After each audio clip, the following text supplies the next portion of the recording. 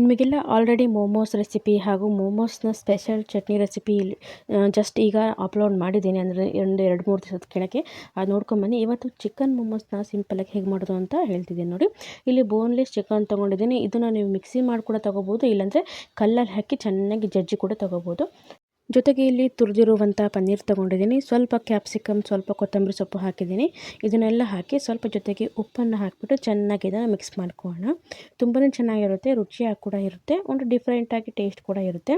ಇದನ್ನು ನೀವು ಸ್ಟೀಮ್ ಕೂಡ ಮಾಡ್ಬೋದು ಅಥವಾ ಎಣ್ಣೆಯಲ್ಲಿ ಕರಿಲೂಬಹುದು. ನಾನಿಲ್ಲಿ ಸ್ಟೀಮ್ ಮಾಡೋದು ಹೇಳ್ಕೊಡ್ತಿದ್ದೀನಿ ನೋಡಿ. ಚೆನ್ನಾಗಿ ಮಿಕ್ಸ್ ಆಗಿದೆ. ಈಗ ಸಣ್ಣ ಸಣ್ಣ ಉಂಡೆ ಬೇಕಾದ್ರೆ ನೀವು ಮಾಡಿಟ್ಕೊಳ್ಳಿ, ಇಲ್ಲಾಂದರೆ ಚಮಚದ ಸಹಾಯದಿಂದ ಬೇಕಾದ್ರೆ ಹಾಕ್ಬೋದು. ಇಲ್ಲಿ ಮೋಮೋಸ್ಗೆ ಒಂದು ರೆಡಿ ಮಾಡೋಣ.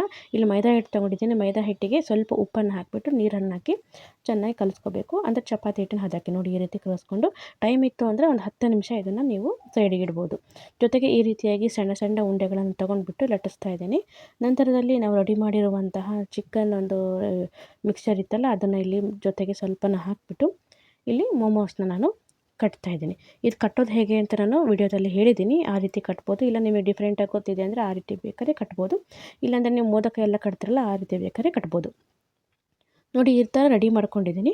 ಇಲ್ಲಿ ಒಂದೇ ಒಂದು ಬೌಲ್ನ ಇಟ್ಟಿದ್ದೀನಿ, ಅಂದರೆ ಸ್ಟೀಮರ್ನ ಇಟ್ಟಿದ್ದೀನಿ. ಬೇಕಾದ್ರೆ 2 ಬೇಕಾದ್ರೆ ಇಡ್ಬೋದು ನೀವು.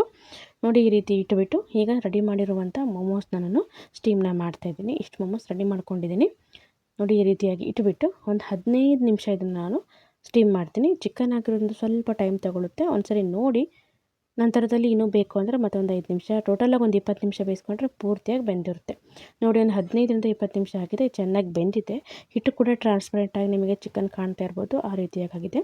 ತುಂಬಾ ಸಿಂಪಲ್ಲು, ಹಾಗೂ ಮಕ್ಕಳು ಕೂಡ ಇಷ್ಟಪಟ್ಟು ತಿಂತಾರೆ. ಏನೋ ಒಂಥರ ಅವರು ಚಿಕನ್ ತಿನ್ನಲ್ಲ ಅಂತ ಹೇಳಿದರೆ ಈ ರೀತಿಯಾಗಿ ಡಿಫ್ರೆಂಟಾಗಿ ಮಾಡ್ಕೊಂಡು ನಿಜವಾಗ್ಲೂ ತಿಂತಾರೆ. ನಂತರ ಇಲ್ಲಿ ಮೋಮೋಸ್ ಚಟ್ನಿ, ಅದನ್ನು ಕೂಡ ನಾನು ಸಿಂಪಲಾಗಿ ಹೇಳ್ಕೊಟ್ಟಿದ್ದೀನಿ ಹೇಗೆ ಮಾಡ್ಬೋದು. ಅದು ನೀವು ಹೊರಗಡೆ ಇಟ್ಟು ಕೂಡ ಸ್ಟೋರ್ ಮಾಡ್ಬೋದು, ಒಂದು ತಿಂಗಳಾದರೂ ಹಾಳಾಗೋದಿಲ್ಲ. ಈ ರೀತಿ ನೀವು ಕೂಡ ಮಾಡ್ಕೋಬೋದು ಸಿಂಪಲ್ಲಾಗಿ ನೋಡಿ. ಇಲ್ಲಿ ಚಿಕನ್ ಮೋಮೋಸ್ ಕೂಡ ರೆಡಿಯಾಗಿದೆ, ತುಂಬ ಚೆನ್ನಾಗಿದೆ.